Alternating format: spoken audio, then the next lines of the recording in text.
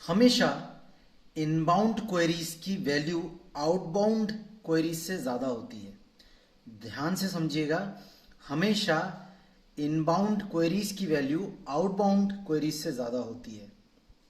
कहने का मतलब है, आपके सामने कोई डेटा रख दे, आपके सामने जैसे सपोज किसी ने 1000 डेटा रख दिया, रॉ डेटा, कि आपको इस पर कॉल करना है और आपको अपने क्लाइंट को पिच करना है कि ये मेरे पास फ्लैट्स हैं, ये मेरे पास घर हैं, ये मेरे पास प्लॉट हैं, आप आइए विजिट कीजिए, बहुत अच्छी अपॉर्चुनिटी है, ऐसा है वैसा है।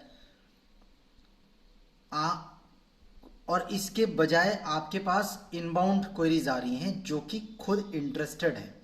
यहाँ तो क्लाइंट इंटरेस्टेड नहीं है, आप उन्हें उनके अंदर इंटरेस्ट जगा रहे हो, आप उन्हें पिच कर रहे हो कि आप आइए, हमारी प्रॉपर्टी विजिट कीजिए, हमारी साइट विजिट कीजिए, फ्लैट विजिट कीजिए, जो हमने प्लॉटिंग स्टार्ट कीजिए वो विजिट कीजिए। बट इसके बजाय आपके पास इनबाउंड क्वेरीज आती हैं और आप उनको सर्व करते हो क्योंकि वो इंटरेस्टेड क्लाइंट हैं।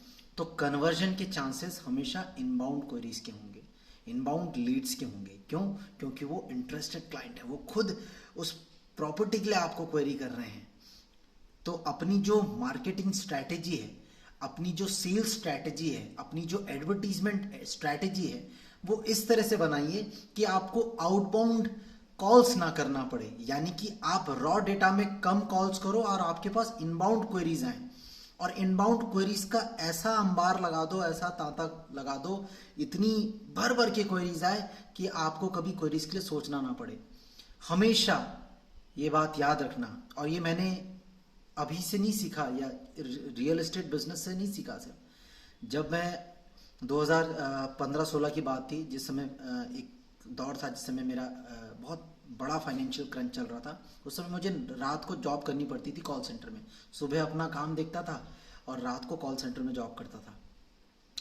तो उस समय मैं अपना सुबह काम निपटा के, अपना जो भी टेक्निकल वर्क था वो निपटा के रात के 8 बजे कॉल सेंटर चला जाता था और सुबह 5 बजे वापस आता था घर, और फिर अपना 10 बजे रूटीन में ऑफिस चला जाता था अपना जो मेरा वेंचर था उसको करने के लिए।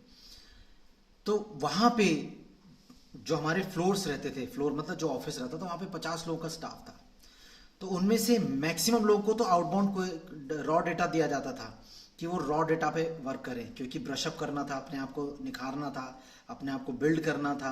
रॉ डेटा में बिल्ड करना आसान होता है क्योंकि कई तरह के सवाल पूछते हैं कस्टमर, क्लाइंट अजीब अजीब सा सवाल पूछता है, तो आपको उसके जवाब आने लग जाते हैं over the period of time. और इनबाउंड कॉल्स के लिए सिर्फ 7-8 लड़कों को बिठाया जाता था, 7-8 एम्प्लॉयज़ को बिठाया जाता था जो कि इनबाउंड कॉल्स मैनेज करते थे। उनके पास कॉल्स आती थी और कोशिश करते थे तो कन्वर्ट हो जाए, और उनके कन्वर्जन के चांसेस ज़्यादा रहते थे। तो वहां से मैंने ये चीज सीखी कि inbound queries are always fruitful. अगर आपको मेरी बात पे यकीन नहीं है तो आप ट्राई करके देखिएगा, अपनी जो प्रॉपर्टीज हैं उसको आप लिस्ट कीजिए अलग अलग वेरियस प्लेटफॉर्म्स में। और प्रॉपर्टी याद रखिएगा डेडिकेटली आपके पास होनी चाहिए। ऐसा नहीं कि वो प्रॉपर्टी किसी और ब्रोकर के थ्रू भी कहीं फेसबुक में मिल रही, कहीं यूट्यूब में मिल रही, कहीं इंस्टाग्राम में मिल रही, कहीं कहीं और सोशल मीडिया प्लेटफॉर्म में मिल रही, या मैजिक ब्रेक में ही 4 बार वो पोस्ट हो रही। नहीं, वो प्रॉपर्टी सिर्फ आपके पास होनी चाहिए, और तब आप देखिएगा। और आप एक रॉ डेटा लिखिए और उस पर कॉल कीजिए, दोनों में फ़र्क देखिएगा, आपको कन्वर्जन के चांसेस किस में ज़्यादा मिलेंगे। मुझे ज़रूर बताइएगा। God bless you all.